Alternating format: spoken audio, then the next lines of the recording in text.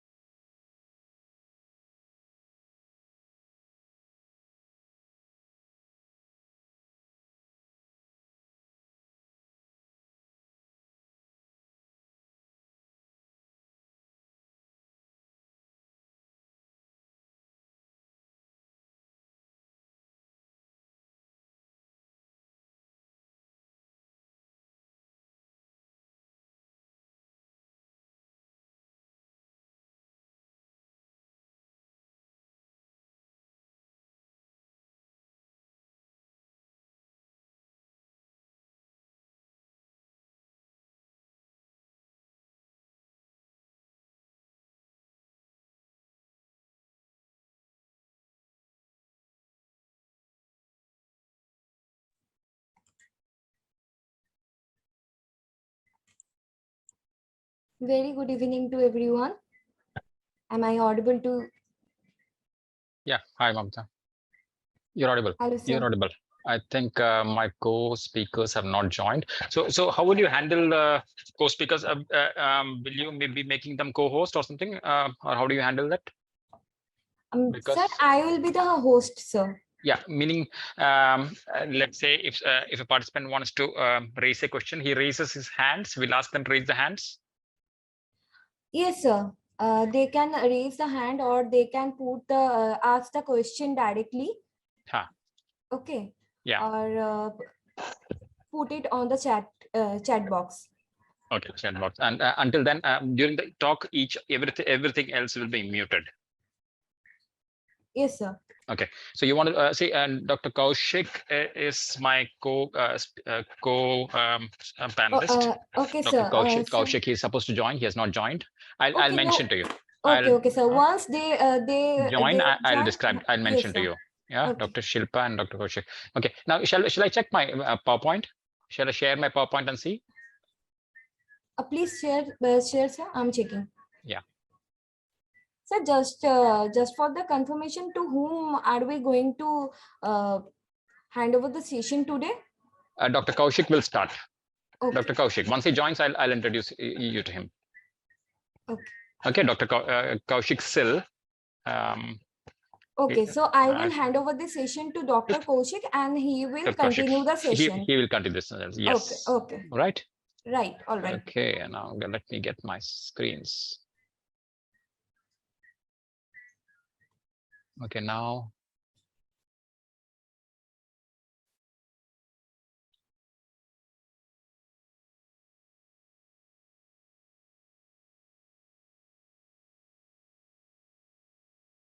All right, got it? Yes, sir. The screen is visible. Visible, no? All right. Running through? No yes, issues, sir. no? Comfortable?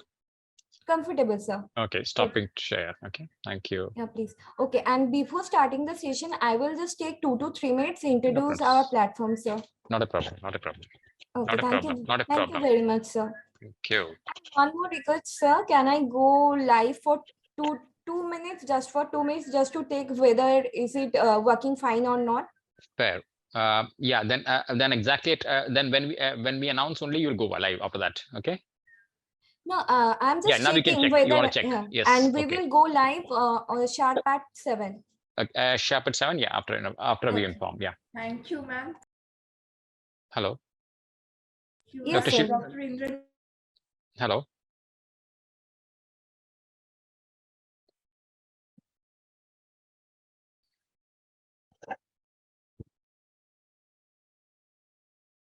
Dr. Shilpa? Yes, sir, I'm here. Yeah, you want to check your slides? Yeah, sure, I can do that. Yeah.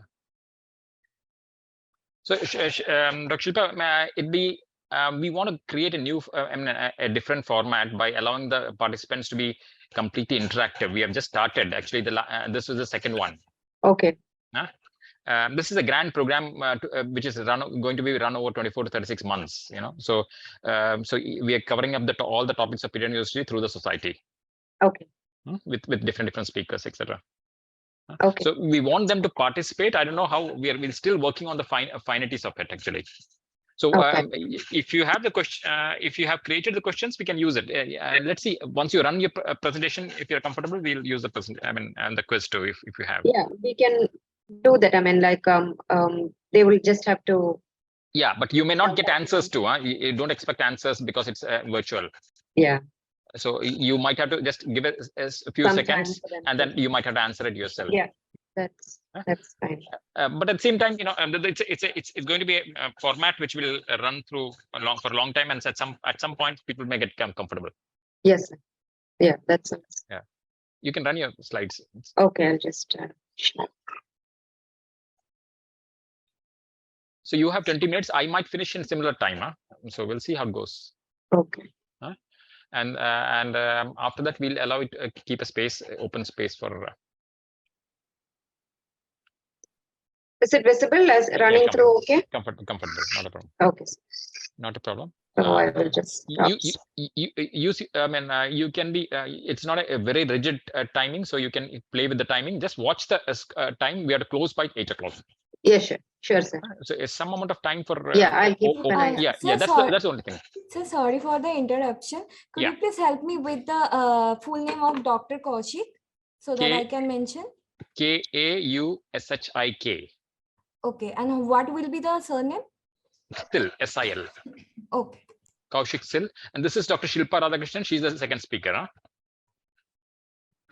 Okay, so doctor will hand over the session to Dr. Shilpa, or shall I? No. He will handle. He will hand it over to me, and from me beyond that to Dr. Shilpa. Okay, sir. Okay. Right. Thank you. All right. Yeah, we are not live, isn't it?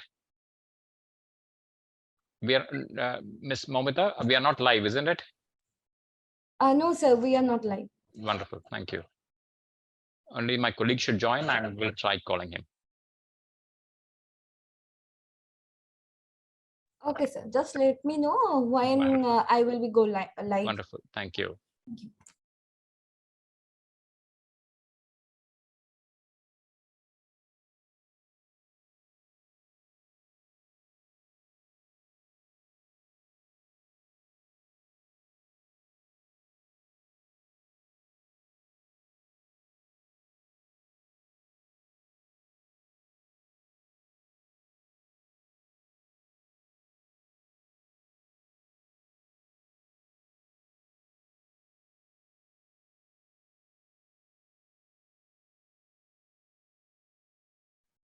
Dr. Shilpa? Hello? Yes, sir. Yeah, so this is a recorded session, and this goes into the website and this particular platform's site. Okay, sir. Okay, so we're not very worried about the number of participants, etc., because it is for posterity otherwise too. Okay. Sounds good.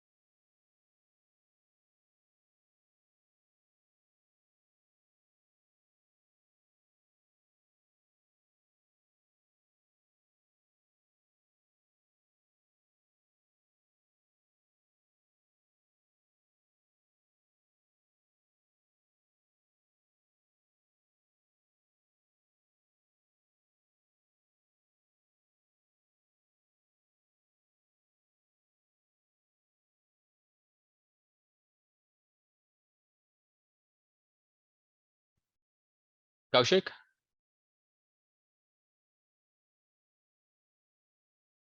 Yes, I'm there. Yeah. Kaushik, so you will start off. Huh? Yeah. I You will do. start off. You might introduce the virtual classrooms too. Yeah. Huh? I And will then I mean this. Huh? I will and, introduce the speakers and then we'll take it forward. Yes, and I actually tried calling Dr. Anil P from Trivandrum. He's the HOD of Trivandrum. But I think I just mentioned to him that if he can join, if he joins, we'll see. Okay.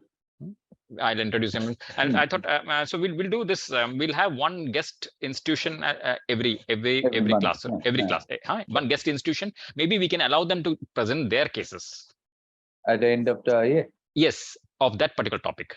Okay. If at all it's possible. I mean, depending on the topic, of course. Like the next time you have a decision making in hydrocephalus. That's yours. Next is yours. May 30. We will pick up one guest institution and the HOD and their residents will be live, completely live. No. Okay. We will try that. So we can involve better. That makes sense too. And it'd be like one classroom is one. I mean, one institution is involved. No. Agreed. Agreed. We'll do that. So we'll identify some institution. Maybe you can start from now. Try a bigger institution first. Okay. Something maybe. Bigger means someone with more DND students. So not only that, a prominent, bigger sounding place. Okay.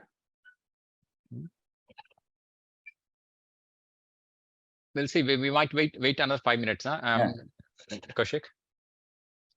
Shibu is in UK. Kaushik. Hello. Yes, I'm there. I'm there. Yeah. Shibu is in UK and Sachin is at Melbourne. So both are not there around. Okay, Naveen. I have sent a message. I hope he picks it up. Okay. That's okay. That's okay because it's going to be long drawn. We are allowed to keep balancing things.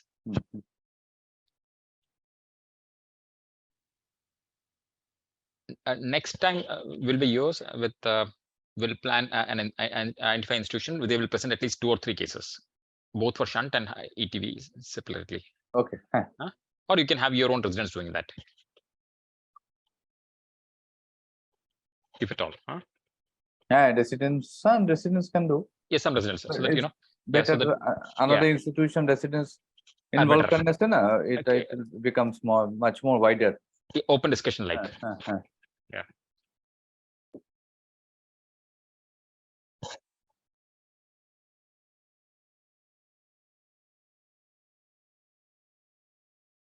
Kaushik, by the way, the second speaker I'll introduce. She's my colleague from my radiology department. Our radiology department. I know. I have seen that. Yes. So I'll as I end my talk, I'll introduce her. Okay. Yeah, Dr. Shilpa. She's there. Dr. Shilpa. Dr. Shilpa, you're on? Yes, I'm here. I'm here. Yeah. Kaushik is my colleague and he's the treasurer of the society. Hi. Hello. Yeah. Kaushik is at Calcutta. Okay.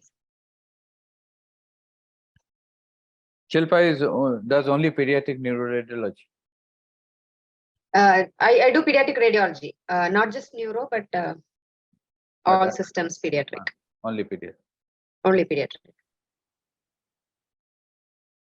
Wonderful. So, Shuas, regarding that book that you are writing. Controversy. Yes. No controversy. Yeah. Hydrocephalus book. Yeah, the other one, not the new one. Yours, the older one. The hydrocephalus book during COVID times. I asked you to write. Yes. We'll update it, no? We'll have to update it, no? Yeah, ultimately we have decided that we will do it in NSI 2024 at Calcutta. Okay, so we'll boss and the publisher wants a bigger forum to launch. Fair. You know how it goes. Agreed. So by 24 January, I will send you for updatation. Yes, no problem. Not a problem. 23 is rest year. Yes. We'll rest and update it. In fact, I will. You can give it earlier. It's preferable. Yeah, I will do that. But again, will involve more authors. Yes. like Shilpa or someone from allied sciences, so that Agreed. the big it covers almost everything of hydrocephalus. All topics, yeah. Hi Suhas, hi Kaushik. Hi. How are you, sir? Yeah, good man. You were talking about the same book we wanted to do, for which we have been chapters we are planning to launch last year? Yeah. What happened last year, the producer Time wanted a larger buyback, which was not possible for the companies during just post-COVID. So now they have agreed, the company, to buy back. We have changed the publishers to JP. Okay. But again, boss thought that he will launch in the Calcutta NSI. Okay, so this year end, na? Nahi, agla year end. Agla year. Okay. Next year end. Yeah, this year it is. So we'll add more chapters and make it bigger, and elevate. We start editing from January. Okay, so that's good. But the publisher also wants NSI forum to launch the book. Yeah, I think that will be a good forum now. NSI Bhubaneswar, I don't think there will be much crowd. But the NSI Calcutta, maybe expect a larger crowd. Yeah. I think before the start of COVID, we also had NSI over there, in Calcutta, na? No. Calcutta में तो ये हो रहा है after 1997. कभी हुआ ही नहीं. हम लोग कभी देखा ही नहीं NSI. After our pediatric study, there was some conference, that was supposed to be held over there, in Calcutta. That was the NSI. That was the NSI, which we booked the same hotel. And then it got cancelled. That got cancelled. Okay, yeah. Okay. Yeah. Then we are 5 minutes and then we'll start. Okay. As you say. 7:05. That's okay. Yeah, Suhas, I have discussed that. You told I talked about the next two topics about germinal matrix hemorrhage and examination of the neonate. Yes. So the neonatologist team have agreed. Okay. So after Kaushik. After Kaushik, June. Yeah. June, So we have to give them a tentative date. So June the tentative date? June last Sunday. June last Sunday. Okay. Yes. Okay. So I will put across them and give you the confirmation also. June last Sunday is 25th of June. Okay. 25th of June. Okay. Yeah. Start planning. So उनसे बोल देता हूँ फिर मैं. I will tell them also. Okay. Yes. Examination of neonate and the germinal matrix hemorrhage and IVH. No. Yeah, we can have a management if Dr. Sankla or somebody wants to talk 15 minutes. Yeah, maybe. I think you can ask more for the neurosurgeon. Dr. Sankla, he has done it multiple times. I'll remind him. Yeah, just remind him. That will be good, na? 15, so that 15, will complete the topic, na? Examination, IVH, and the germinal matrix hemorrhage and IVH also. Yeah, 15 minutes. Okay. Okay, 15. Yeah, I think we should be. Okay, so time is very important, na? Yeah, great.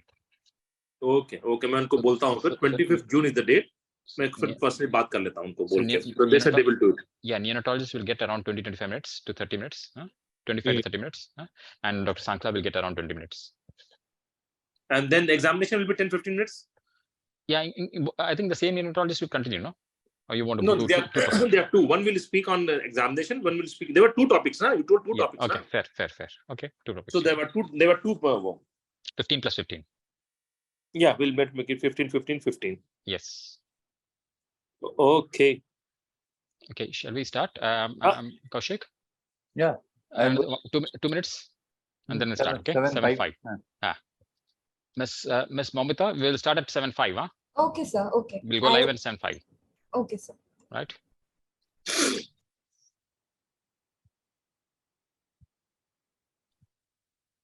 So first you are speaking? Yes, I and after that my colleague who is Dr. Shilpa is around. She's a radiologist, pediatric. Okay. She will speak. Okay.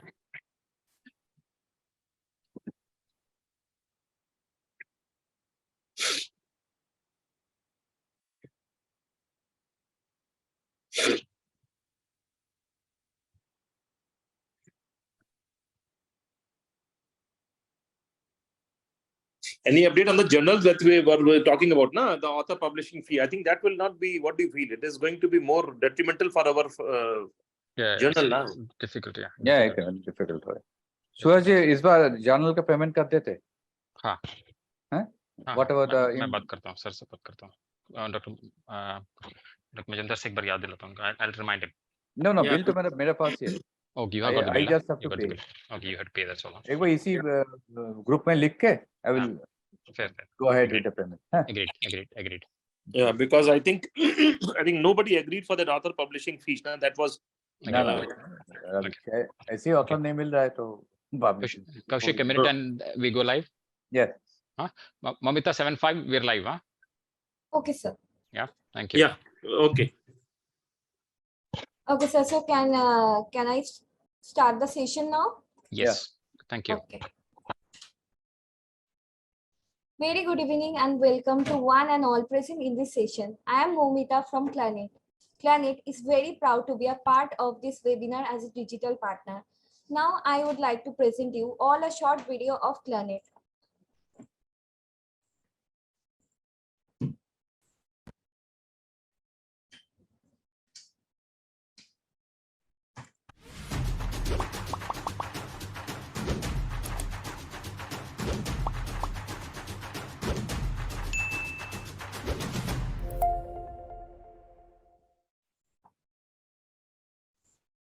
Thank you so much all for your patience. Planet is India's largest live digital CME and doctors generated medical content platform. Our website is www.planet.com, where we have lots of live sessions conducted by eminent speakers across the globe. And we have made wiki services, which is medical Wikipedia for doctors only. That also you can read in your leisure time. We will invite all the doctors to visit our website. Now, without any further delay, I would like to hand over this session to Dr. Kaushik Singh. Over to you, sir. Kindly proceed with your talk. Thank you. Good evening, and I welcome you on the behalf of the Indian Society for Pediatric Neurosurgery. I welcome all of you to this virtual classroom.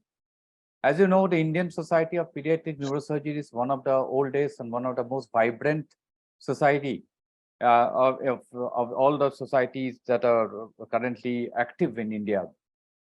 And in collaboration with the International Society of Pediatric Neurosurgery, the Indian Society of for Pediatric Neurosurgery has ventured to take the academics to a new level under the leadership of Dr. Suhash Udakumaran. For this, we have launched this IndSPN virtual classroom, where we'll cover the basic and the advanced essentials of pediatric neurosurgery by the participation of national faculties over the period of 24 to 30 months. We expect all the residents who are currently pursuing DNB and MCH neurosurgery to join this forum and learn whatever the basics of pediatric neurosurgery is required for passing the exam. Today, we have two eminent speakers and two great topics. One topic is salient features of hydrocephalus in children, and another is an overview of imaging in pediatric hydrocephalus. For the first topic, for the salient features of hydrocephalus in children, I will invite Dr. Suhash Udakumaran, who is a professor, Division of Pediatric Neurosurgery at the Amrita Institute of Medical Sciences in Kochi, and he is also the Honorary Secretary of the Indian Society for Pediatric Neurosurgery. Over to you, Suhash. Thank you, Kaushik. I'm audible, isn't it? Yeah. I'm audible. Audible and visible. Okay, wonderful. Thank you. Okay, so good evening, everybody. Thanks for joining. And as Kaushik said, this is a session which is completely for the sake of residents. So we expect you to participate and join so that we can give you the best of pediatric neurosurgery from the IndSPN faculty. Thank you. So I'll be talking on hydrocephalus in children.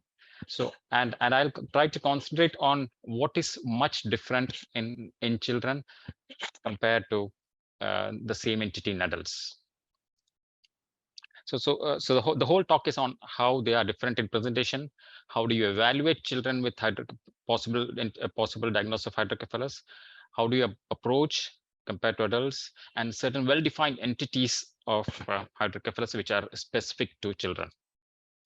So as you know, the definition of hydrocephalus, it's a disorder in which there's an excessive amount of cerebrospinal fluid which accumulates within the cerebral ventricles or the subarachnoid spaces, resulting in ventricular dilatation. And this is usually associated with increased intracranial pressure. The crux is that all the elements of this definition should to go together: the excessive amount of CSF, the ventricular dilatation, and the intracranial pressure. But it is not. I mean, each of these elements, the discrepancy in each of these elements is not quantified. So many a times, our judgment is the key to diagnosis of hydrocephalus. So when do you suspect the possibility of hydrocephalus? You have in children, you have situations where ventriculomegaly might be picked up antenatally. You might have a postnatal increased head circumference or a progressive development of head circumference. You might have a situation where you have a developmental delay associated with ventriculomegaly. You can have the classical situation of severe headache and other features of raised ICP, which is akin to that you see it in, and that you see in adults. Then you might have a child who has been operated for hydrocephalus in the past, but presenting with obscure or unclear features. Then you might have a situation where you have ventriculomegaly associated with multiple other situations, like, let's say, tumors, or a child with cutaneous anostosis, where you have ventriculomegaly, but that's at the same time other features of hydrocephalus might not be there, like enlarged head circumference or developmental delay, etc. How do you evaluate them? The history is important, and then you look at the clinical status. And if you summarize, it's the history, clinical status, and the imaging. So what do you look for in the history?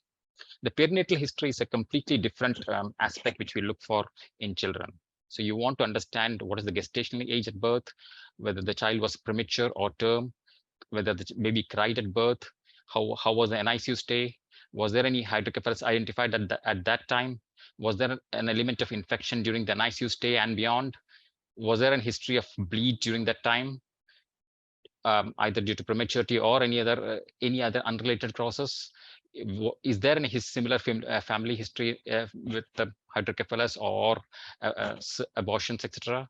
Is there a family history of similar issues in the family, or is there a history of consanguinity? And I mentioned the specifics of the birth history.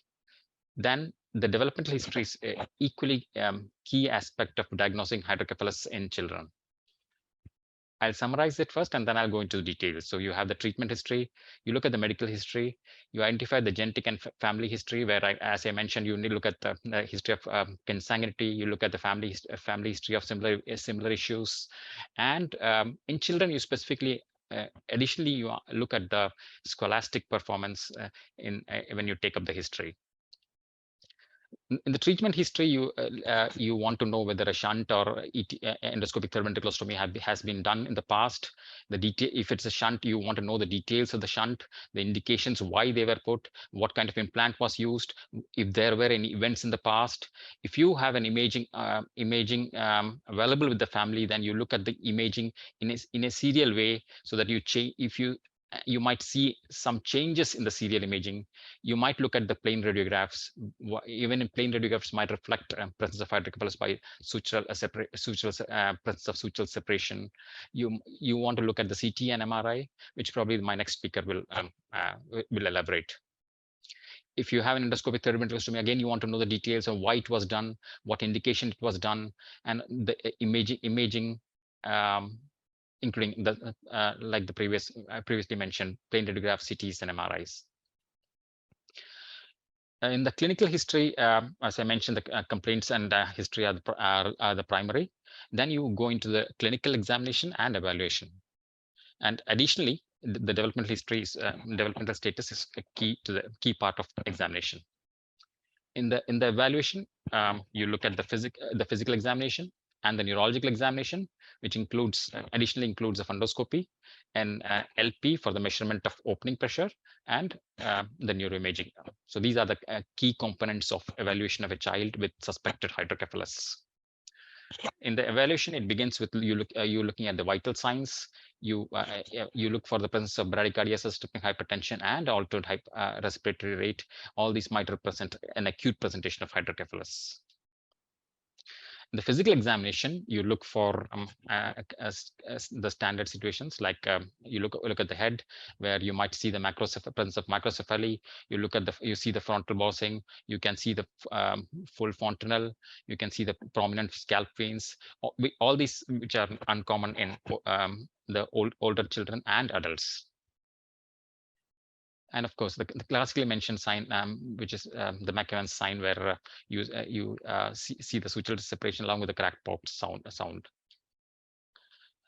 Head circumference is a classical part of evaluation of a infant, and in the early years, usually useful until 2 years of life, and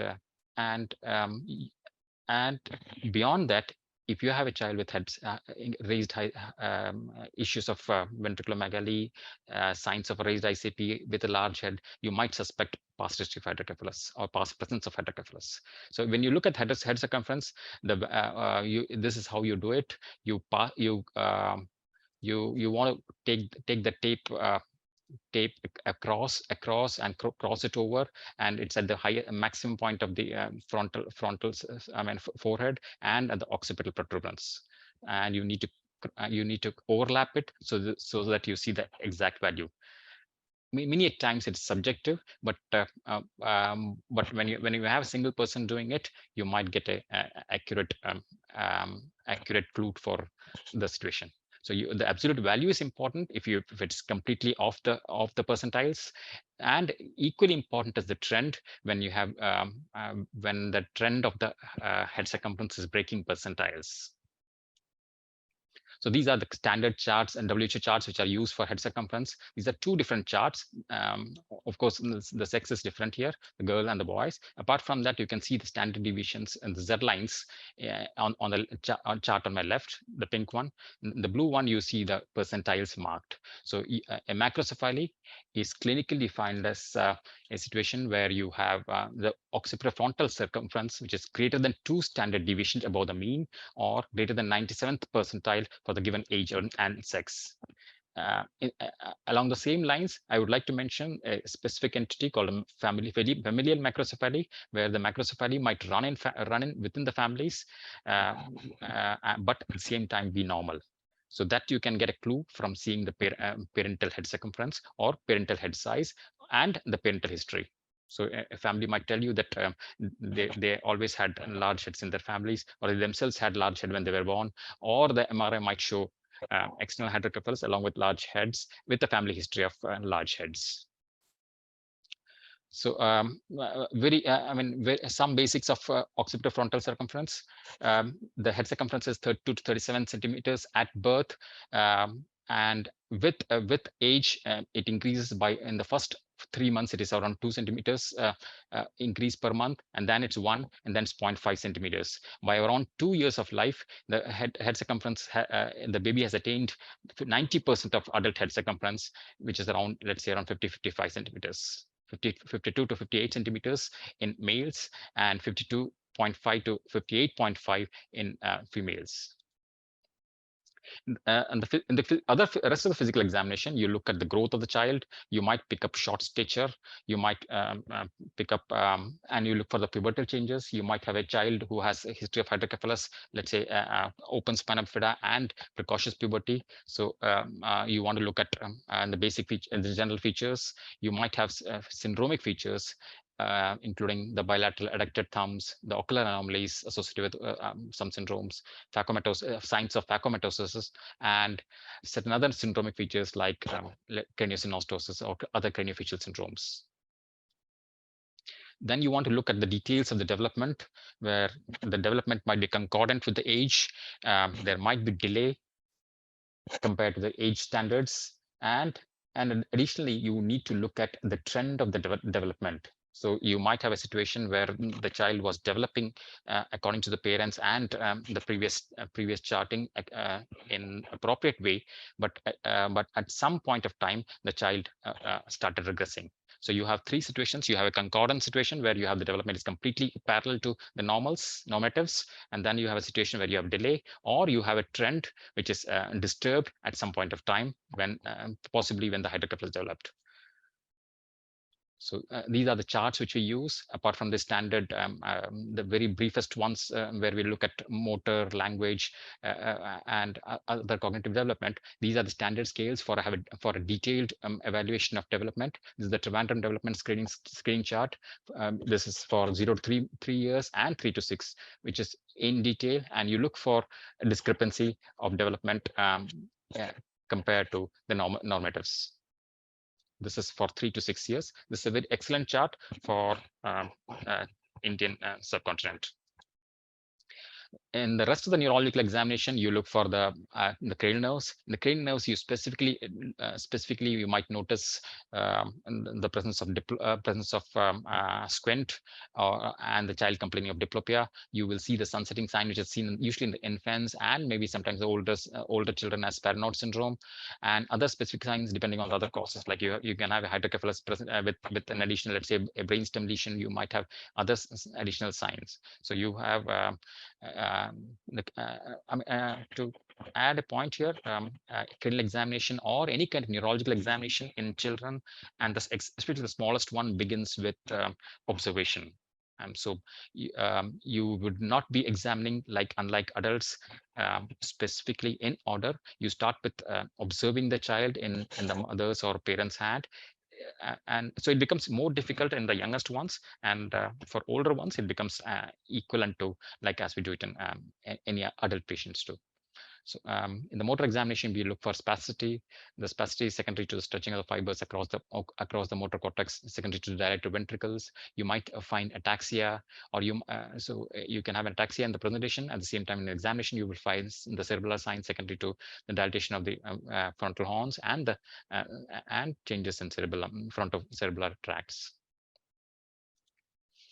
Additionally, you look for the fundus. You might find papilledema in the, but a word of caution: in the youngest ones, the papilledema might be difficult to find because the fontanelle is open and the sutures are open. So you might not find pick up papilledema in the youngest ones. But at the same time, if papilledema is present, it becomes very accurate. Only one situation where papilledema can be present in the youngest one is probably in presence of craniosynostosis. Additionally, you look for you examine the spine to look for the stigmata of KRE2, operated open neural tube defect, or other stigmata of closed spinal dysplasia, which can be rarely associated with hydrocephalus. You might do a lumbar puncture to see the opening pressure in some situations like benign intracranial hypertension, where a lumbar puncture might add to the diagnosis. You might have a situation where you have a obese child with severe headache, but no signs of ventriculomegaly. An LP might pick up benign intracranial hypertension. So in the other rest of the physical examination, you look for other signs of other other syndromes like adducted thumb, presence of other phacomatosis, craniosynostosis, etc. It's very in children, there are some specific entities which are much different from or much different compared to adults. One example is the arrested or the compensated hydrocephalus. An arrested hydrocephalus refers to hydrocephalus that is non-progressive because probably the alternative pathway of CSF absorption develops, and because the normal mechanism for CSF handling becomes re-established. So, and the key element of an arrested or compensated hydrocephalus is a non-progressive situation in terms of the history, non-progressive situation in terms of neurological complaints, and the examination. You find on repeated examination over time, you might have a situation where the findings do not change. So you might have a situation. Basically, any cause of hydrocephalus can have an arrest of hydrocephalus, can have arrest and can be called an arrested hydrocephalus. But it's a very gray area. So if you have a child below 5 years who has a large ventricles, developmental delay, and MRI picking up large ventricles, you might give a benefit of doubt by treating that hydrocephalus, especially if the child is below 5 years. Another situation is you might pick another situation which is uncommon in adults is use of identification of antenatal ventriculomegaly. So there are situations where you might pick up antenatal ventriculomegaly. This is a very specific situation. The acritical stenosis picked up an antenatal follow-up. You have a ventriculomegaly, you have an adducted thumb, a classical acritical stenosis with L1CAM mutation. So how an antenatal evaluation is slightly, of course, very different. You don't have neurological examination. You have a situation where you have ventriculomegaly identified in a gestational period. So you look for the history, try to identify the possible etiology, the associated possible anomalies. You look for whether it's progressive or non-progressive, and the gestational age becomes very important in prognostication. So presence of ventriculomegaly, but yes, history of similar history might be there in the past with aborted history of abortions and missed pregnancies. There might be specific etiologies, like in this L1CAM, it's a genetic history. This is a genetic entity, so you have an associated anomaly of picking up adducted thumb. So and if it's progressive, and if you have a gestation age which is very low, you have a situation where you have poor prognosis. So antenatal evaluation of hydrocephalus is gently different from the youngest, even the youngest ones. Another classical situation of picking up hydrocephalus in antenatal stage is the open neural tube defects. Now, this is the lemon-shaped head on ultrasound, and the banana-shaped cerebellum in an open neural tube defect. So there's another situation where you have ventriculomegaly at birth or antenatally. Certain mix of hydrocephalus are specific to hydrocephalus in children. One situation is the reduced brain volume secondary to many causes, let's say prematurity, etc., etc. So which is referred to as hydrocephalus ex vacuo. So you have large ventricles, smaller brain volume, and head circumference, which might be usually normal or smaller than normal percentiles. So head circumference measurement becomes very important to identify this entity. Then you have the possibility of benign extraaxial fluid collection of infancy, or the benign hydrocephalus of infancy, which infrequently requires surgical intervention, which is seen during 9 to 18 months, part of the mature development of as the CSF pathways mature, it develops, it becomes normalized into a normal mature system. So benign extraaxial fluid collection of infancy is another mimic of hydrocephalus. You might have head circumference, which might be slightly larger than normal. So you have macrocephaly, but no yes or no small ventriculomegaly, and benign and a large subarachnoid space with a cognitive development, which is sometimes gently delayed, but over time it catches up. Now, as I was preparing this presentation, I had this reference from one of my colleagues. So this is to give you the history, this is a 7-month-old. The scans were sent to me on WhatsApp. You see the large ventricles. It's a 7-month-old with gently larger head circumference and delayed development. So the question is open. What do you want to do? I can leave. Any of the participants can put the replies in the chat box if they are willing to answer. At the same, I mean, if you look at the principles of identifying pediatric hydrocephalus, you have a situation where you have ventriculomegaly. Although the configuration is the ventricles are gently dilated, you have something else happening beyond that, or in continuity to the ventricles. Even if you do not want to understand what is happening, if you look at the ventricles plus the changes elsewhere and the enlarged head circumference and the delayed development, this is equivalent to hydrocephalus of whatever nosology, whatever terminology you want to use.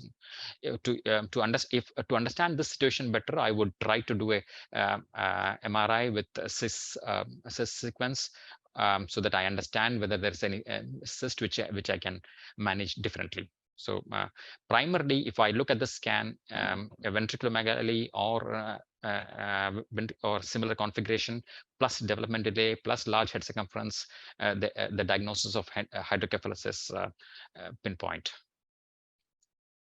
To summarize, what is different? Again, to the key points of this talk, the history, especially the perinatal history, is one of the key elements of diagnosis of hydrocephalus in the youngest ones, especially. You want to pick up associated syndromes or associated additional genetic factors which are contributing to the hydrocephalus. And the developmental history, including the cognitive achievements, scholastic performance, etc., is key to the history contributing to diagnosis. The growth is important in slightly older children. You need to be very clear about the mimics which are different in children, but at the same time should not be neglected. And of course, the imaging. So the most important aspect is the first four out of these 5 factors. The first 4 are equally or sometimes more important than imaging. It's never imaging alone that diagnoses hydrocephalus in children, unlike adults. With this, I will pass on the presentation to my colleague, Dr. Shilpa, who's a pediatric radiologist who does only pediatric radiology. She will talk to you about the imaging specifics of hydrocephalus in children. Thank you. Dr. Shilpa. Yes, thank you, sir. Thank you for the introduction, and thank you for the organizers and the Indian Society of Pediatric Neurosurgery for giving me this opportunity.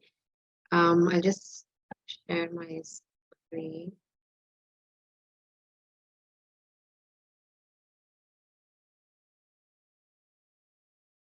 Okay, I hope the screen is visible and yes. I'm audible well. Yes. Just okay. So I'll be talking about an overview of the use of imaging in pediatric hydrocephalus. What is used when, how is it useful, what to expect when you do the imaging, and then go through some example cases.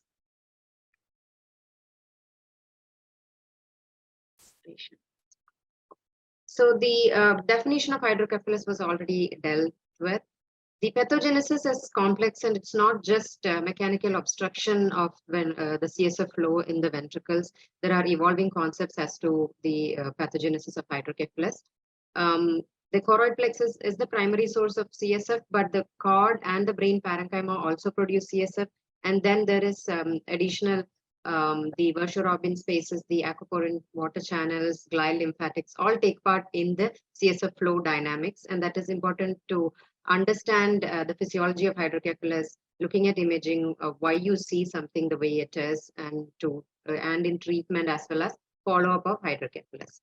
So the cause of hydrocephalus is multifactorial. So it may be congenital, inflammatory, or acquired causes of mechanical obstruction. Other than that, there are a lot of other causes, including genetic, vascular dysfunctions, etc., which can result in different kinds of hydrocephalus. Broadly, we can divide hydrocephalus into obstructed or non-obstructed, which is basically communicating or non-communicating. Obstructed means there is obstruction within the ventricular compartment or any of its outlet, either as a congenital malformation or a tumor. Communicating hydrocephalus, there is no intraventricular obstruction. The obstruction can be outside the extraventricular obstruction, or it could be due to venous hypertension.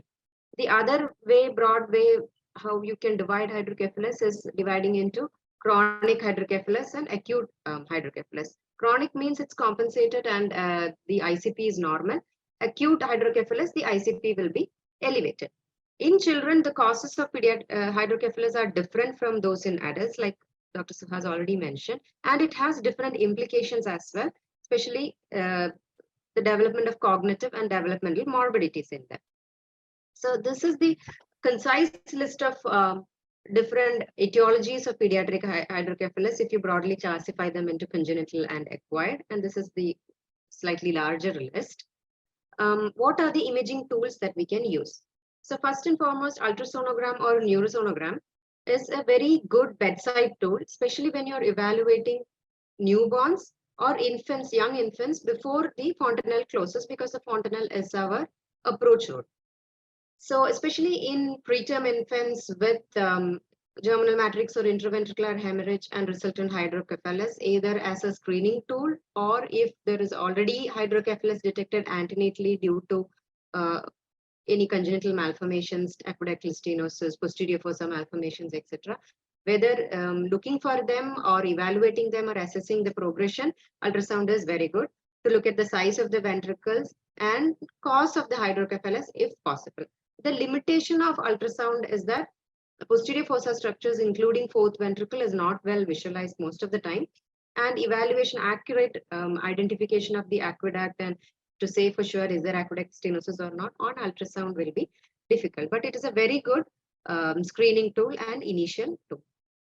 So this first image just shows a grossly dilated, ballooned out lateral ventricle and third ventricle. Lateral and third ventricle on a coronal plane. Similarly, this shows dilated ventricles with symmetrical echogenicity along the ependymal margins, which represents ependymal, subependymal hemorrhage or intraventricular hemorrhage in a preterm neonate. The use of CT is limited. We use it in the acute setting or emergency situations because it is readily available and faster to acquire, or you can use it in post-operative scenarios. Obviously, the limitation of CT is that it uses radiation, and we generally don't want to irradiate the child multiple times because these kids with hydrocephalus do require multiple imaging at multiple points in their life. So CT has its own role, but generally not that used in hydrocephalus. So MRI remains our best tool for evaluating hydrocephalus to look at the cause as well as the consequence of the hydrocephalus. Different imaging protocols can be used, and the protocols can be tailored as to what the indication of imaging is and what findings we see on the initial set of images. So routine brain protocol imaging of the brain, we do it on the first instance. So when you have just diagnosed hydrocephalus or you're looking for the cause of hydrocephalus, you do our routine brain protocol imaging, which includes T1 imaging, which is to look at the gross morphology and anatomy. T2, generally we prefer a sagittal and or a coronal planes so that it shows the midline well, the flow voids and the size of the ventricles. FLAIR imaging is good to look at the parenchyma and any focal lesions. Gradient or susceptibility weighted images to look for blood products or calcification in case of intrauterine infection. Diffusion and contrast are useful when you're suspecting cases of infection resulting in hydrocephalus or a neoplastic cause of hydrocephalus. So here on the top panel, you have axial and coronal T2 weighted spin echo images, which clearly demonstrate dilated lateral ventricles with a fairly normal sized third ventricle. So the cause of the hydrocephalus is not very apparent on this T2 weighted images. In the lower bottom side, you have this specialized sequence called the 3D cyst sequence, a coronal reformat made out of it. There it depicts the obstruction at the level of the foramen of Monro as the cause of hydrocephalus. So this 3D cyst sequence or Fiesta sequence in certain vendors is a steady state T2 3D image, which is basically a flow compensated gradient image. It has a very high SNR, signal to noise ratio, and good CSF brain contrast. So the contrast between CSF and brain is good. So anything fluidy or CSF intensity will be seen very well. And even the thinnest membrane or septation or synecdoche within traversing with, along the CSF intensity will be easily picked up. So this is very useful when we want to demonstrate membranes in the foramen of Monro or membranes in the aqueduct causing narrowing, superior velum medullary synecdoche, fourth ventricular outlet obstructions, and also intraventricular cystic masses, the walls of which may not be readily visible on our routine T2 sequence. The limitation of this is that it uses a slightly longer scanning time. It is prone to artifacts because it is a gradient image, and it has less tissue contrast, which means that the intrinsic tissue contrast is less, which means evaluation of the parenchyma per se for any other abnormality is limited.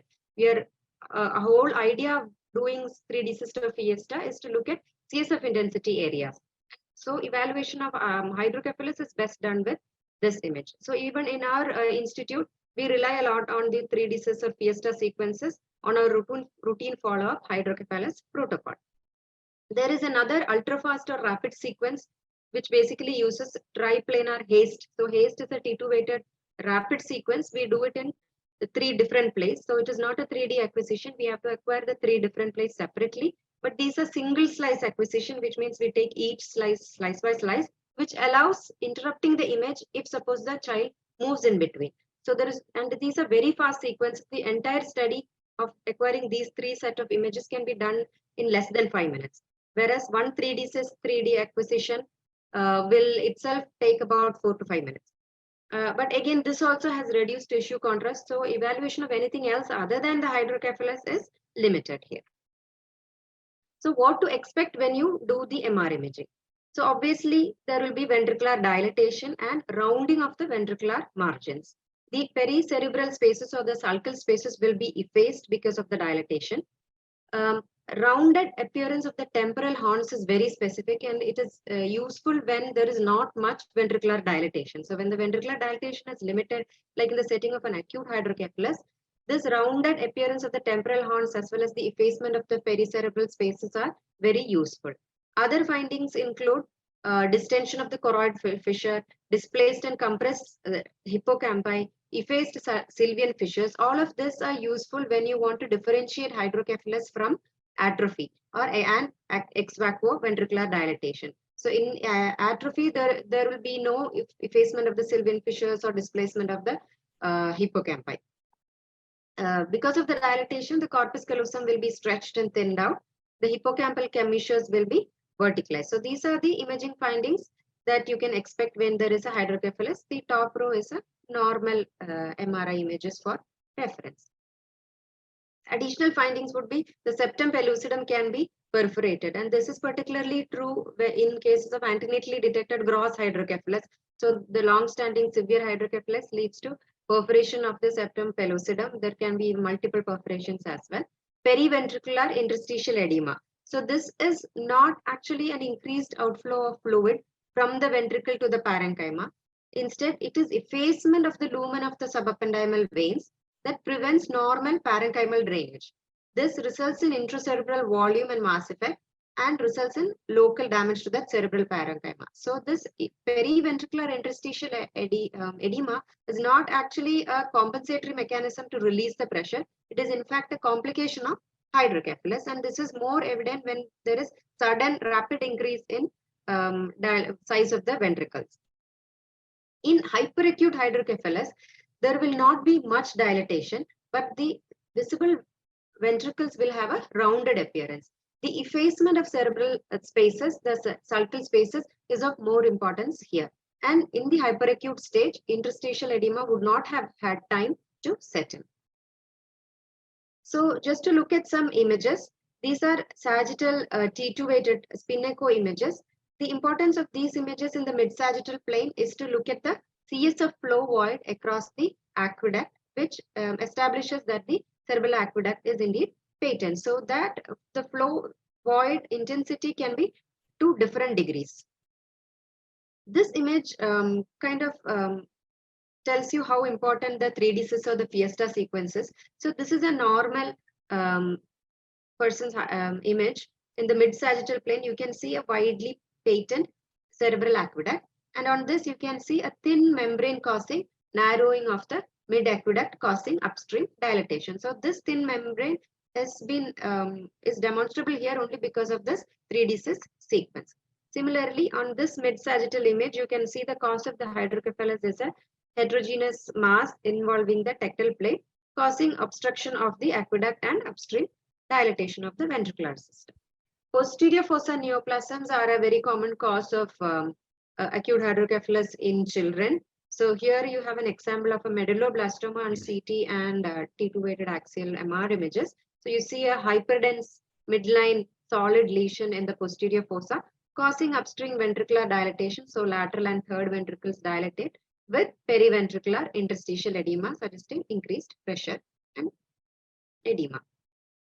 These images show a multiloculated kind of cystic appearance of the hydrocephalus. Multiple septations are seen. It's a loculated hydrocephalus, and these are post-contrast axial images which show that there is increased enhancement along the ependymal margins, indicating that there is infection or ventriculitis as a cause of this hydrocephalus.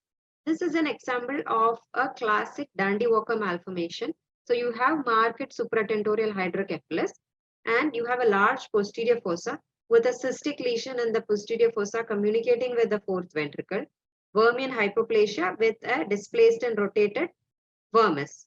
So large posterior fossa cyst with a displaced vermis is diagnostic of a Dandy-Walker malformation, a classic Dandy-Walker malformation, which also has supratentorial hydrocephalus. Again, this set of images kind of tells us the importance of the 3D CIS imaging again. So the on top panel, you have axial T2 and flare images, which show a dilated fourth ventricle. The cause of this dilatation is not evident on this. If you look closely on the 3D CIS images, you can see that within the fourth ventricle is a thin cyst with thin walls. That is the cause of obstruction. And further, you can see there is an eccentric kind of T2 dark nodule along the walls of this cyst, which also showed enhancement. So this was a case of intraventricular neurocysticercosis causing hydrocephalus. So this is one usefulness of 3D CIS imaging, to see the walls of cysts, either arachnoid cyst or intraventricular cystic lesions, which may not be depicted on routine MR sequences. Another use of MRI is to evaluate the posterior fossa and fourth ventricle in detail.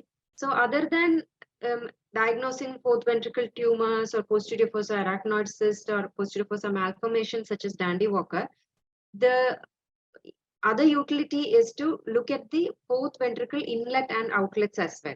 For example, superior velar medullary synechia, which results in triventricular hydrocephalus, and a normal sized fourth ventricle will also show a widely open aqueduct. So it will kind of simulate a communicating hydrocephalus.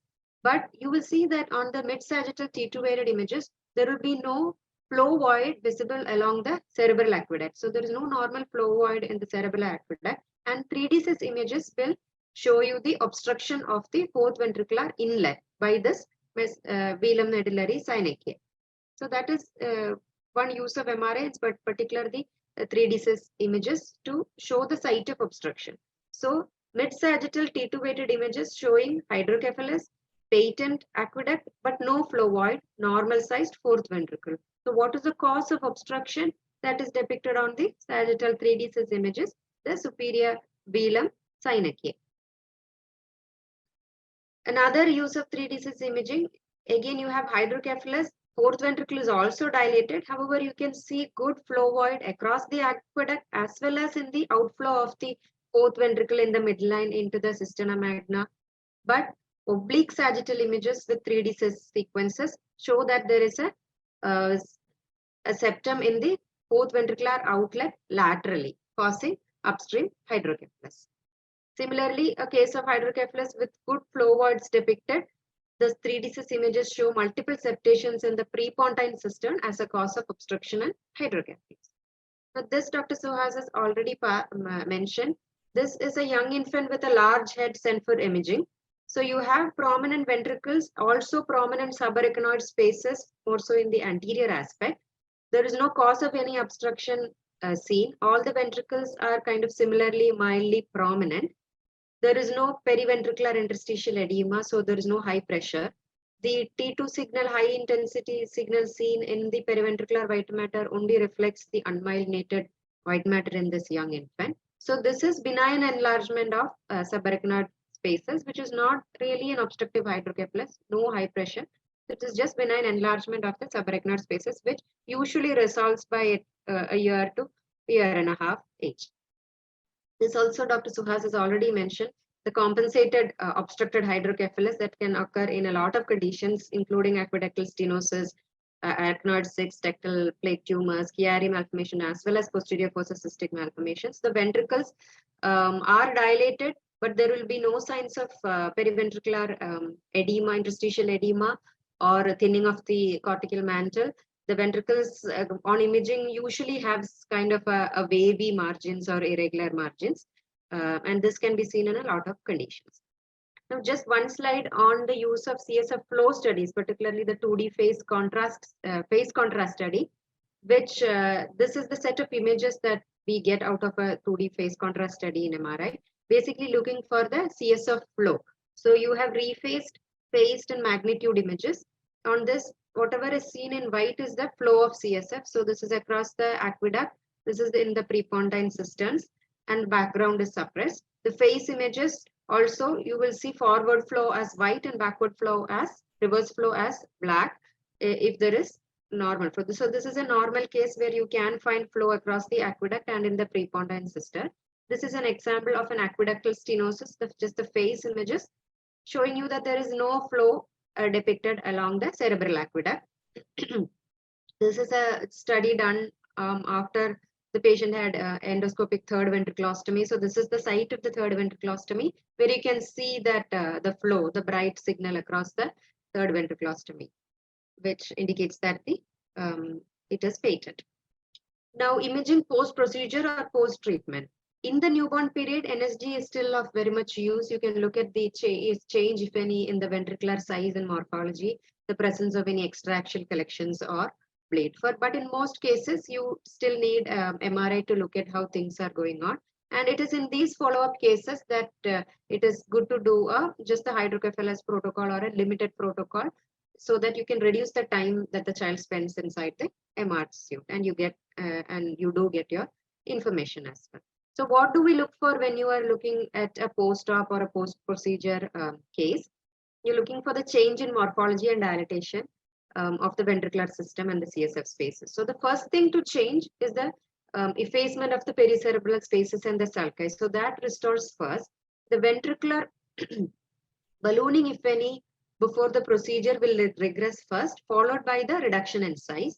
The periventricular interstitial edema is the last to disappear. It will take some time. So the first panel is pre-procedure. This is post-operative, where you can see that the sulcal spaces are now visualized. The ventricular rounding has reduced, but the ventricles still are dilated. And over time, the ventricular size is also coming down. There is small bilateral subdural collections as well. So this is what you look for in a post-procedure imaging.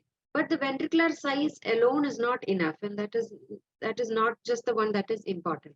So for example, you take this newborn with thrombocytopenia, bleed, and resultant hemorrhage, had a shunt done, and the ventricles reduced in size. The sulcal spaces are good now. You can see the sulcal spaces, they are no longer effaced. Then presents acutely not feeling well. So you take the first set of CT images, the ventricles are still of good caliber. They're not dilated. There's definitely not more dilated than the post-shunt images as well. But you have to see that the child becomes worse over time. What finding did we miss? In the first thing is the pericerebral spaces. So always assess the pericerebral spaces. They are the first to go and they're the first to come back. So especially when you are following up a child, if the child is acutely sick, first thing you do an imaging, you have to make sure that the sulcal spaces are not effaced. If they are effaced, it means that there is increased pressure inside, even if the ventricles are not dilated. So post ETV assessment or imaging is useful. So there is restoration of the pulsatile motion of CSF. So that is the ventriculostomy site.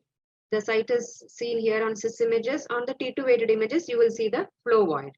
The ventricular size proximal to it might not be might not have changed so much after the ETV, but it will take some time for that to come back to normal. So you look at the ETV site for any restenosis, obstruction, or membrane formation. Again, this is just images showing a patent ETV site. This is a case of tectal plate germinoma, a pineal region germinoma. So you see this heterogeneous lesion in the pineal region causing upstream hydrocephalus. So the patient underwent ETV as well as chemotherapy. So the lesion has shrunk and the ETV is patent as well. You can see that there is a flow void across the ETV site, and the hydrocephalus has also come down. Imaging can also help to look at any complication related to shunt. In the early after shunting, you can have hemorrhages either along the shunt tract or as an extraaxial collection. You can sometimes have CSF seeping along the shunt tract or accumulating in the subarachnoid and the subdural spaces. this is more relevant if it is larger. There is chances that there might be shunt occlusion, and shunt infection also can be picked up on imaging. So of all the complications, the things that we can pick up on imaging, very different kinds of imaging, is shunt blockade, migration or erosion, any kink, fracture or disconnection along the shunt tubing, pseudocyst formation at the distal site, like in the abdominal pseudocyst formation, which will result in hydrocephalus proximally, and ventricular loculation. So a shunted hydrocephalus can later form multiple loculations within, maybe due to hemorrhage or due to infection. So this one shunt will not be able to relieve all the dilatation. They might have to either put in more shunts, or you might have to do some fenestration of the cyst wall. So this also kind of gives a good idea to the neurosurgeon as to what the next step should be. Another thing that you can look at on imaging in shunted patients is over drainage and slit ventricle. So over drainage results in intracranial hypotension. So you can have cerebellar tonsillar inferior displacement, subdural fluid collections, venous congestion. So the veins will be quite prominent and enlarged, and the ventricles will have a very slit-like configuration. Slit ventricle syndrome as such is a clinical syndrome. The imaging itself does not really matters. You have to both have the clinical as well as the imaging correlate to decide on whether you need to treat it or not. Now, just some word on fetal ventriculomegaly. There are many causes of fetal ventriculomegaly, aqueductal stenosis, other malformations, including posterior fossa malformations, Chiari malformation, open neural tube defects, and Chiari malformations. All of that can result in ventriculomegaly. Intraventricular hemorrhage occurring in the antenatal period also can result in ventriculomegaly, either symmetrical, unilateral, or bilateral. The features of fetal obstructive hydrocephalus include disproportionate ventriculomegaly most of the time. With if it is a huge dilatation, there can be thinning or dehiscence of the cortical mantle, effacement of the cerebral spaces, pericerebral spaces, a rupture of the septum pellucidum. And because of the hydrocephalus, there can be ependymal disruptions leading to subependymal heterotropia. So that can be an after effect of antenatal severe hydrocephalus. Sometimes early fetal surgery itself may be needed to tackle with this antenatal hydrocephalus. This can help in preventing or reducing the severity of posterior fossa abnormalities, but other abnormalities need not always be prevented despite early fetal surgeries. So this is just an example of an antenatally detected hydrocephalus on ultrasound, which we also did a fetal MR on. So you can see dilated bilateral dilated lateral ventricles asymmetrically. You kind of see a parencephalic cyst on the right communicating with the right lateral ventricle. And on T1 and gradient imaging, you can see that there is actually blood products there. So it was intrauterine intraventricular hemorrhage resulting in hydrocephalus in this fetus. So if we have time, I just have some images that if people want to take up and maybe answer on the chat box, or they can. So I'll just give some time to look at this. This is a straightforward image. Sure, you can see the chat box. The residents are encouraged to raise their hands, or you can put it in the scan. Yeah, thank you. Yeah, I think there are people answering. Yeah. Yeah, so this is actually aqueductal stenosis. So sagittal 3D CIS images, you can see that focal narrowing in the region of the aqueduct. Okay, and this we have three images.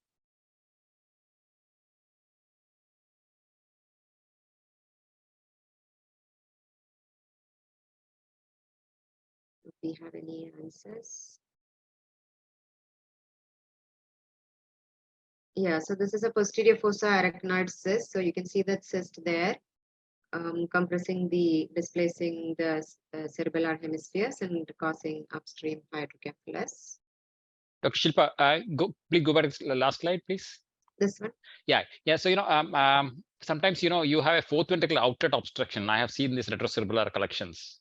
When you have a fourth ventricular outlet obstruction, but the fourth ventricle might be gently large. Larger. Yeah, gently large, not really large, because the retrocerebellar collection is pushing the more rounding of the fourth ventricle there. Yes. Here But like still, that. this can be. Yes, this sir, can I mimic. agree. This can mimic. So what we used to do.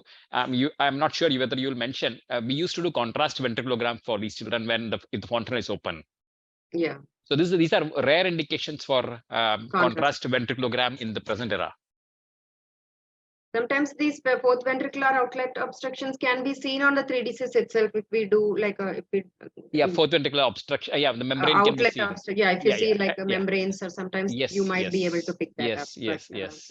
Yeah. For the sake of the residents, what we do sometimes, I do sometimes is I do the shunt, and if I do the shunt, sometimes this regresses completely. If this regresses completely, it is not a cyst.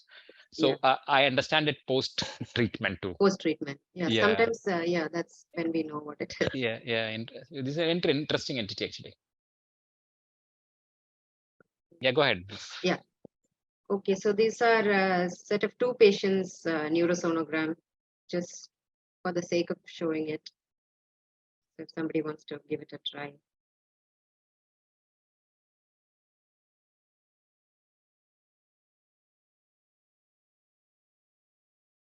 So these are images of a preterm infant, of 2 preterm infants. So in this, both of these, there are hydrocephalus. The first one is intraventricular hemorrhage. So this is grade 3. So there is intraventricular hemorrhage and ventricular dilatation. And this is intraventricular hemorrhage with parenchymal extension or venous infarctions in the periventricular region. So this is grade 4 intraventricular hemorrhage. So these are post-contrast CT images. If somebody wants to give.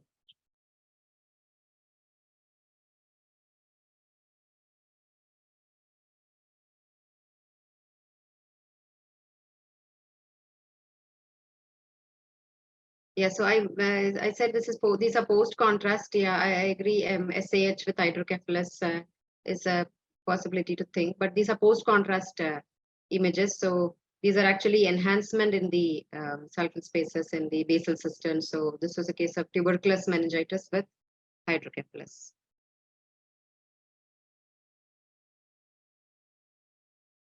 And this one, just a few representative images.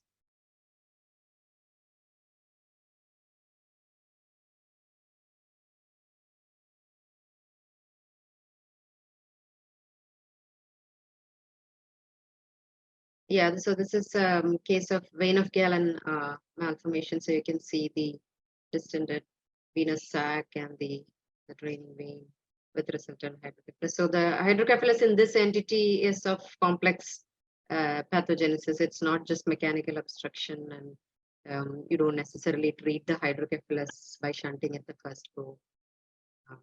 So that's it. So you have set of MR and CT images.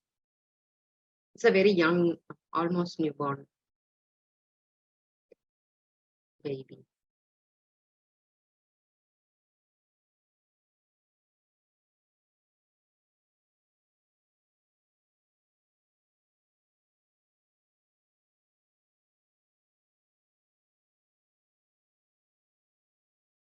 So you have gross hydrocephalus, not shunted. That is not a shunt. So you have this T2 dark areas along the linings.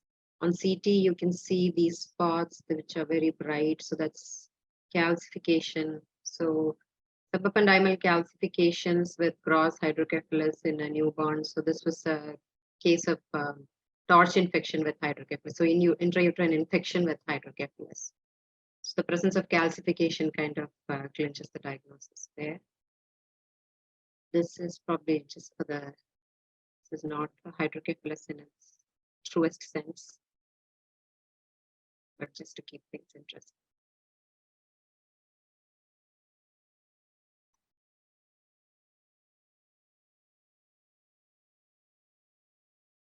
So there is ventriculomegaly bilateral, but there is what is more obvious is the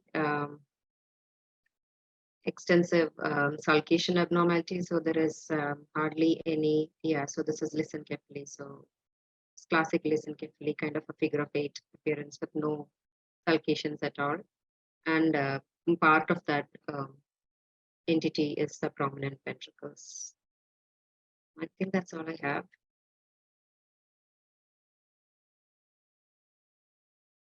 So thank you so much for listening, and I hope it was beneficial for the rest of us. Thank you. Thank you, Dr. Shilpa. It was, I think, a very good overview, and we could make it interactive. Thank you. Thanks a lot. By the way, there is a question in the chat box which is probably addressed to you, which mentions the posterior fossa cyst. You showed us a retrocerebellar, probably a retrocerebellar cyst, isn't it? So somebody's Dr. Perisami, he has asked for differentiation between various posterior fossa cysts. You want to tell us in brief? Yeah. So let me see if I can. That's so yes, posterior fossa cyst. So there is classic dandy walker malformation. Then you have posterior fossa arachnoid cyst or retrocerebellar cyst, and then you have Blake's pouch cyst. So Blake's pouch cysts generally will have some degree of cerebellar hypoplasia, and generally will have some hydrocephalus, mild hydrocephalus, not so much. Posterior fossa arachnoid cyst, the hydrocephalus will depend on how much it obstructs the outflow or not. Not all the posterior fossa arachnoid cyst will have hydrocephalus. Sometimes telling them apart is not very easy, whether it communicates with the cisternal magna or not, with the communication with the fourth ventricle or not. That is ultimately how you differentiate between them. And I think there was another question. Somebody wanted to see something.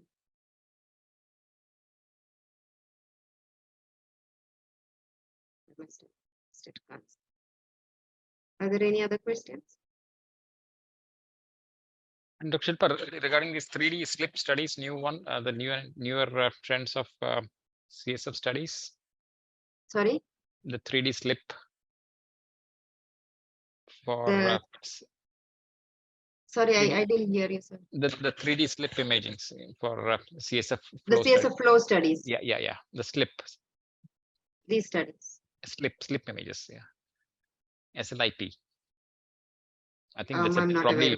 aware. No, it's probably one of the vendors. I mean, there are some. Is it the phase contrast study? Maybe one of the vendors. Yeah, exactly. So it's one of the newer ones, which exactly shows you how the CSF is flowing more than the phase contrast study. So you can so with respiration, with systole, with cardiac activity.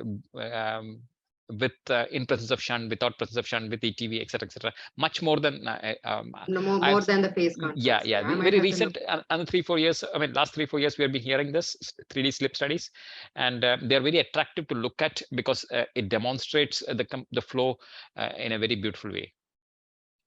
Yeah, most of the time, like even with the phase contrast study, we hardly ever use it. Like it's like a problem-solving tool. Like most of the time, our routine. Images will give us the answer, but then if you still have I think it's usually with the ETVs that we have some questions and we end up using them. It's and to differentiate between acrotic stenosis versus acrotic occlusion. Occlusion, There also I have found it a bit useful, but again, most of the time, it's kind of a problem-solving tool, and like you said, most of the time they are good to look at, but cumbersome to do, time-consuming, and that don't add too much value. But I'll definitely look into this, something new. It's really. Now, there's one more question for you, which talks about can MRI tell clearly about scarring in infective hydrocephalus? This is Dr. Harish, Dr. Gadam Harish. Scarring in infective hydrocephalus. Can MRI tell clear, very specifically, if Dr. Harish is there, he can. I'm not sure I understood the question. What do you mean by if Dr. Harish is there, he can unmute himself and talk. Dr. Harish. Hello, sir. Hi, sir. Go ahead. Thank you. Go ahead. Sir, my question is, in presence of infection, is there any specific study so that we'll be knowing the scarring? Because in ETV, will be once after we do, ETV successful will be dependent on how much scarring is there. Okay. Okay. So you mean like after the ETV there was infection No, and before then before ETV. Dr. Shilpa, he's talking about Before before ETV. Before ETV, how do you assess the floor of the third ventricle? You want to, yeah, you can give your comments and then before, I mean, you can give your comments and then I'll give you my comments. Yeah, as far as I know, there is nothing on MRI that, I mean, there might be, but I'm not aware of it. So, Dr. Harish, if I'm assessing the ventricles for suitability for ETV, especially if there's a history of infection, I would look at how the floor of the third ventricle is placed, meaning whether it's a concave downwards or not. If it's concave downwards, I would give an option of ETV. Clear? That's one aspect. And second is if it appears thick on a good cis sequence and the prepontine space. So if let's say you have a scarred prepontine space and a thick floor which is not concave downwards, and other history of infection, I would stay away from endoscopic third ventriculostomy. And of course, I mean, the next possibility would be when you go into with the endoscope inside, you will see a scarred, thick, opaque floor. Sir, one more doubt, sir. Yeah, go ahead. If there is a multiple septations, would you prefer ETV or putting 2 separate shunts? I think okay. By the way, the next session or next session of the IndSPN is going to be on management decisions in hydrocephalus. I mean, just as information for you. Now, regarding this question, it will depend how complex is the hydrocephalus. I would use endoscopy to make it simpler, make the hydrocephalus simpler, so that I can come down on the number of shunts or the number of ventricular catheters. But endoscopy per se, in general, as a treatment process, would be discouraged. So endoscopy as a tool along with shunt is a good option. But everything will depend on the configuration. I mean, how successful. But multiloculated, the first step is usually endoscopy, penetrate to make it simpler, and then do a shunt, with or without navigation, etc., etc. Thank you. One more question. How much time do we have? One more question. Is there a CSF? Dr. Shilpa, there's a question asking for CSF study. CSF in MRI to know how severe is ICP. Yeah. The CSF flow studies, the phase contrast study has both qualitative and quantitative but it doesn't really tell you the ICP part of it. It tells you if the velocity, if the flow across any region is how the velocity is, and then there are morphological changes of increased ICP that you can kind of subjectively grade. Other than that, I am not aware of any other studies that can tell you the severity of ICP. Yeah, and practically, I don't know if objectively there is any quantification. Yeah, and practically, if you look at the extent of the periventricular lucency, the effacement. Yeah, so all the morphological changes you cisterns, see, how you can grade that. Yeah. But, whether you can actually objectively grade it, quantify it, I don't think. Yeah. I think it's a clinical radiological decision more than just radiological thing, isn't it? Yes, sir. Yeah. Any other questions? We have passed out of time. I think, Doctor. I think we will stop if there are no more questions. Kaushik. Dr. Kaushik. So, I think we should conclude, and it was a wonderful session and a wonderful discussion by everybody. Yes. With good participations of the residents. Yeah. I think that gradually we are on our track. Yes. And this should be the way forward. Yeah. So let's make the next month end. It's on May 28th. The next session is on May 28th on treatment and decision making of hydrocephalus. Kaushik. Yeah. So our hydrocephalus saga continues. Till then, bye bye everybody. Yeah. Thank you. Okay, sir. Thank you very much, sir. Thank you. Thank you. Thank you, Thanks everyone. a lot, Dr. Shilpa. We hope to have you again on our platform very soon. You. Thank you. Good night. Thank you. Thank you, everybody. Thank you, Dr. Shilpa. Thank you, sir. Thank you.